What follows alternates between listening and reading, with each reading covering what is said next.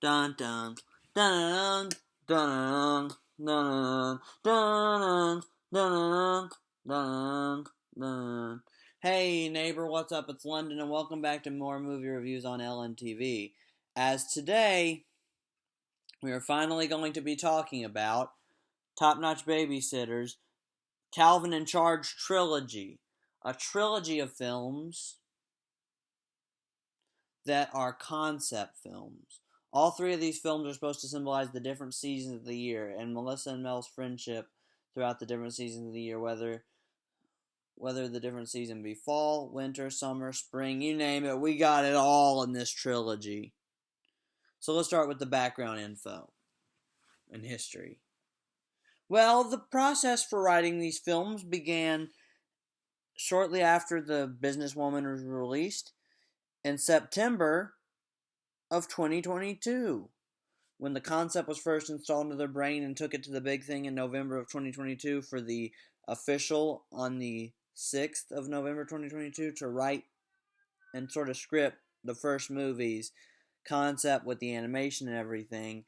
And oh my gosh, do I have a lot to talk about. This consists of 3 movies from Top Notch Babysitter, ranging in all different terms of great production. We have Calvin in Charge, which is 4th Gen 2. We have Melentine's Day, or Happy Melentine's Day, which is 5th Gen 2. We have Melissa Day, or Merry Melissa Day, which is 6th Gen 2. We have 3 amazing films to talk about today.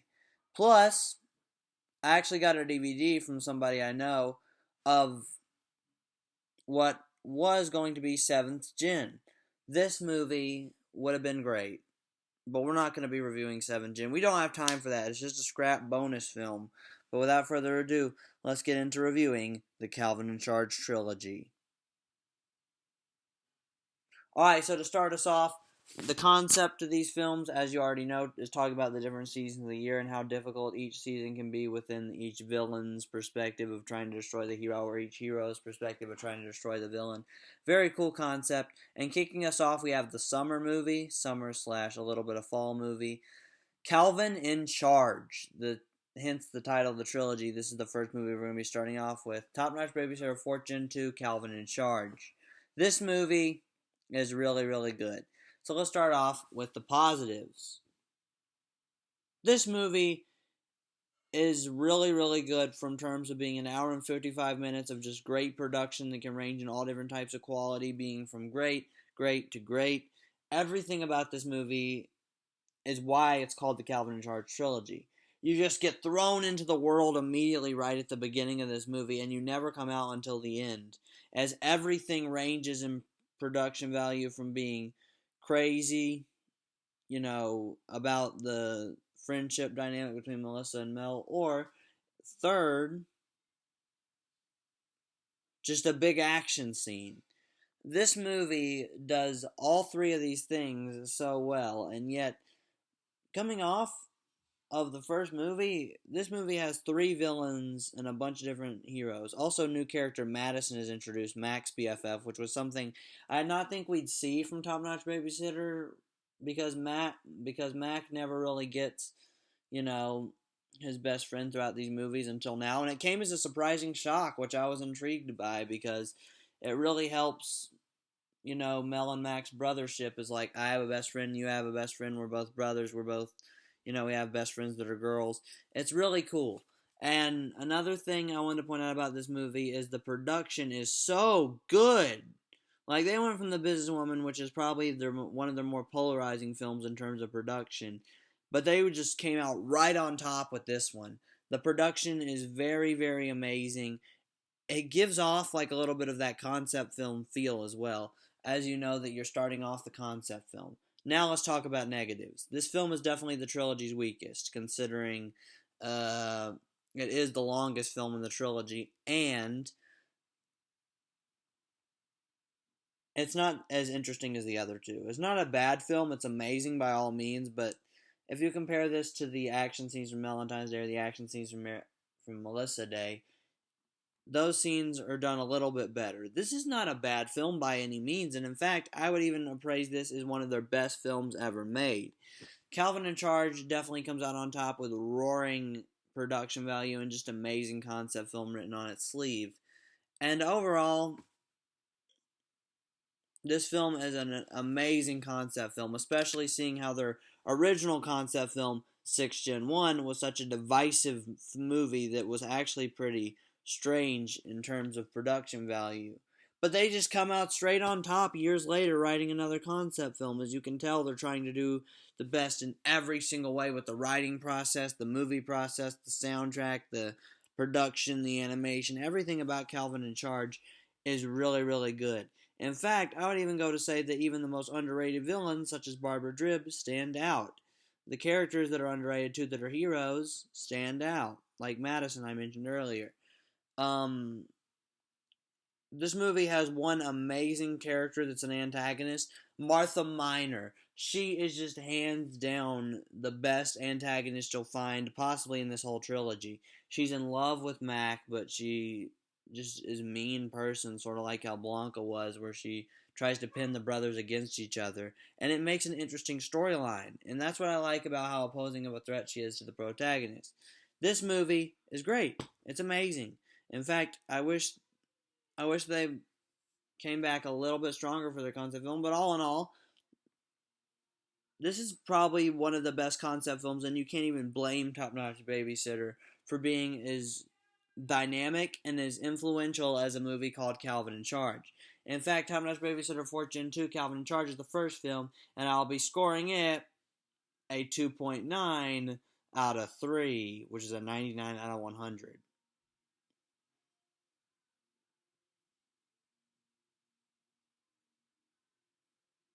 Many of you may be surprised, but the next film we're about to review, not really, is Top Notch Babysitter 5th Gen 2, Happy Melentine's Day. Now, before we even start talking about what potentially is my favorite film in the trilogy, let's just begin talking about what we missed on Calvin and Charge. Calvin and Charge was a great film, but let's just get right into this.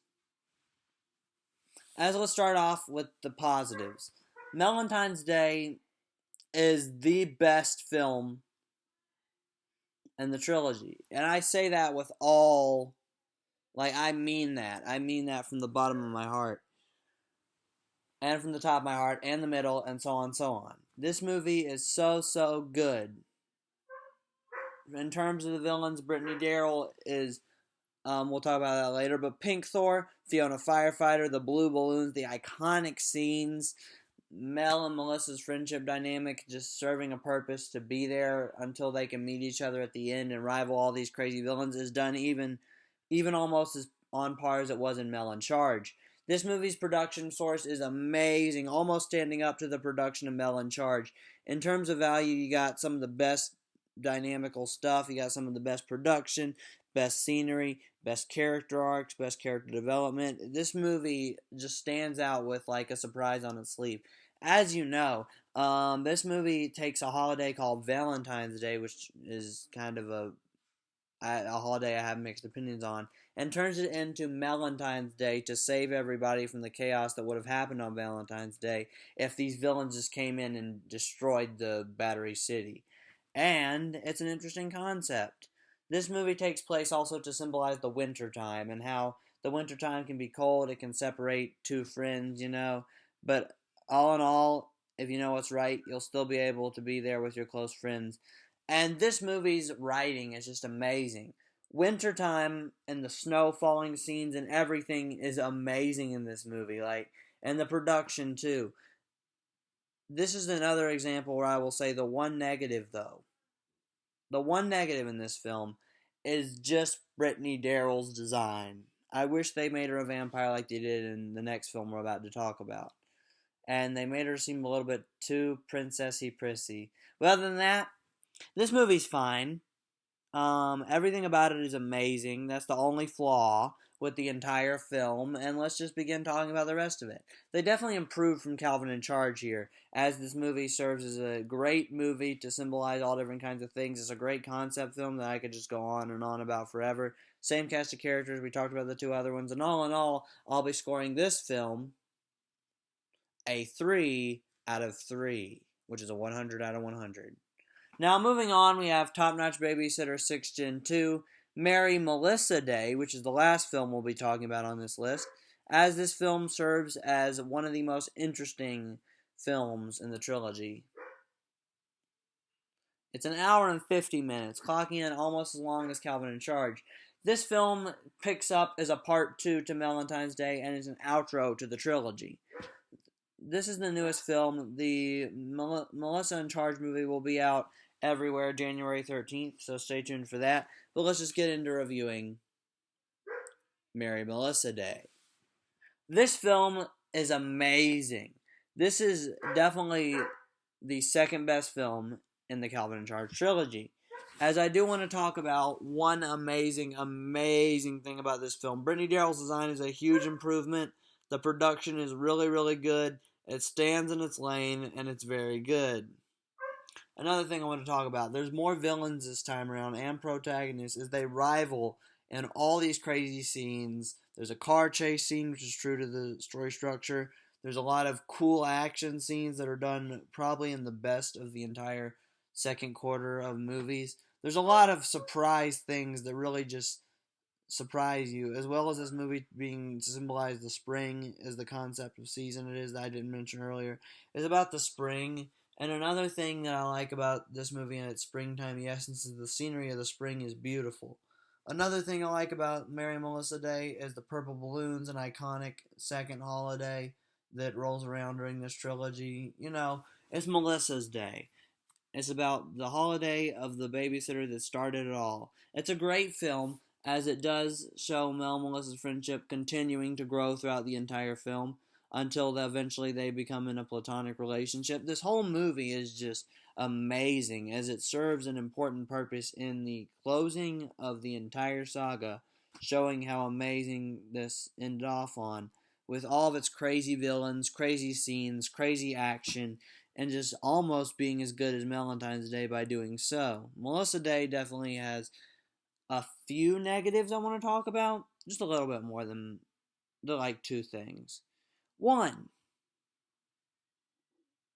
there's too many action scenes. They could have dialed it back and just scored just perfect like they did last time, but all in all, that's not a mistake. It's still pretty good. And second thing, some of the action scenes, if they did want to keep them, could be cut down a little bit. The ones that are perfected feel like they're too long. Overall, the action scenes are really the only issue with this whole film. Some of them being too long, a little too many, not just right. But overall, a really, really baller film with a lot of great production value that just stands out as the final film of the Calvin and Charge trilogy. In fact, I would even go to say that this film is just amazing and goated. As I would like to say one other thing about this film, it does have some demo villains that we haven't seen before that were lost in the film that was going to be Second Gen 2, the new bully that was scrapped, and they redid it, and thankfully we did get the new bully. But those villains were actually Trisha Truck Driver, who was supposed to be the antagonist from that movie, and the original Mel and Charge antagonist, Katie Crossingard. Katie Crossingard. Both Katie Crossingard and Trisha Truck Driver were supposed to be those villains. As, saying that, they are fantastic in this movie, and I'm glad they kept the idea of bringing them back at some point. So overall, and all in all, I think that this film, Mary and Melissa Day, is almost just as good. And in fact, I'm still going to score it the same equal amount of score I scored Calvin and Charge, but it is better, so I will score it a really good score of a 2.9 out of 3. Also a 99 out of 100. Let me know what you guys' thoughts were on the Calvin and Charge trilogy. Were you excited for me to review it? Because I know it was coming up for a long time that this had to be reviewed. And the new movie's coming out in January. So let me know which one you guys want me to review next. And yeah, I'll see you guys next time. Peace.